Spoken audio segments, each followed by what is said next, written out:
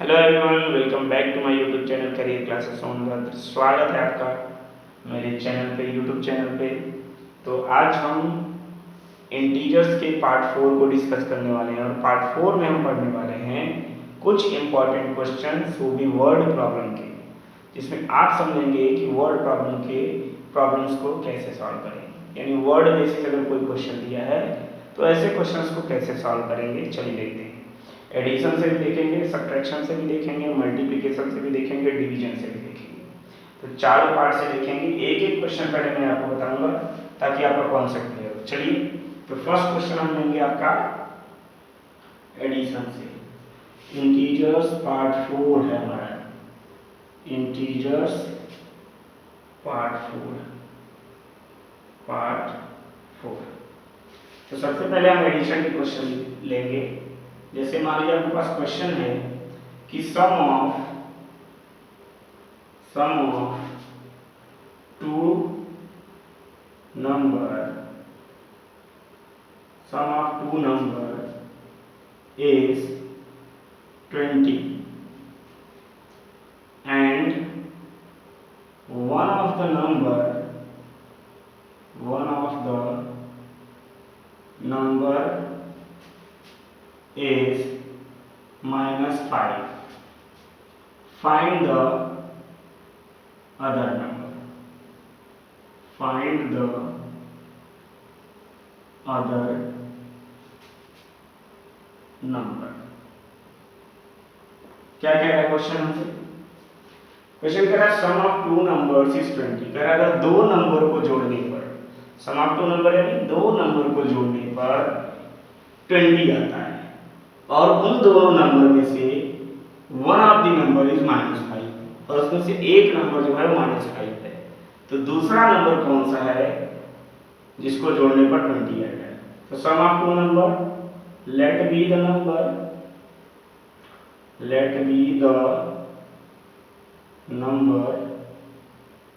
को लेट कर लेंगे। फर्स्ट नंबर आपका ए मान लीजिए, सेकेंड नंबर बी मान लीजिए, और क्या करना है? सम ऑफ द टू नंबर, यानी ए प्लस बी अगर हम करते हैं तो हमारे पास आता है 20। क्या कहा question? Sum of two number is 20, यानी ए प्लस बी को जोड़ने पर 20 आ रहा है। And one of the number is -5 और इन दोनों में से एक नंबर जो है -5 है। वो चाहे आप ए को मान लीजिए चाहे बी को, उससे कोई इशू नहीं है। मान लीजिए हमने ए को मान लिया, ए को मान लिया -5 प्लस बी नहीं पता, बी को ही फाइंड करना है। बी इज इक्वल टू क्या हो गया? 20।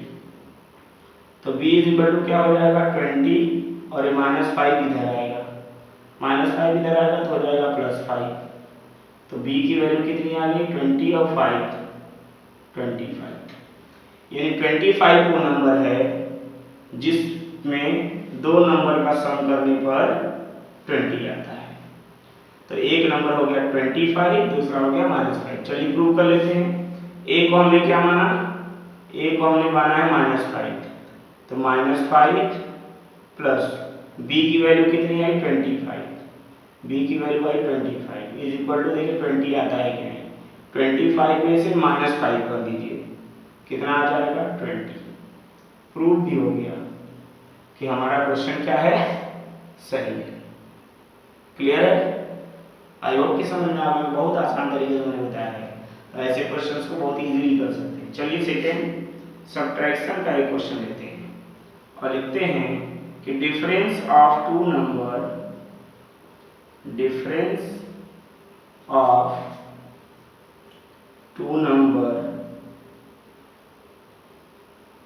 is 5 and one of the number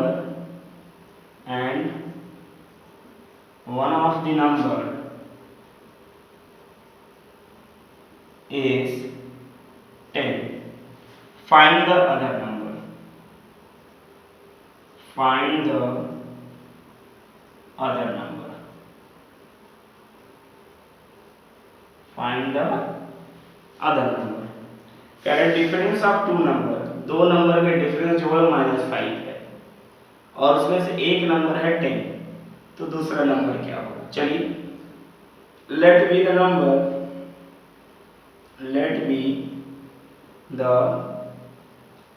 number first number assume कर लीजिए है ए, सेकेंड नंबर अज्यूम कर लीजिए, सेकेंड नंबर इज बी। तो क्या हो जाएगा? A minus B is equal to क्या आ रहा है हमारे पास? 5। Difference of two number is 5, और उसमें से एक नंबर जो है, एक नंबर की जगह यहाँ पे हमको लिखना होगा, सब्ट्रैक्शन में एक चीज ध्यान देना होगा कि यहाँ पे first number, if first number, क्यों? क्योंकि यहाँ पे देखिए एक प्रॉब्लम आ जाएगी। एडिशन में था तो दोनों पॉजिटिव नंबर्स थे, तो उसको सॉल्व करना थोड़ा इजी था क्योंकि वहाँ पे दोनों पॉजिटिव थे।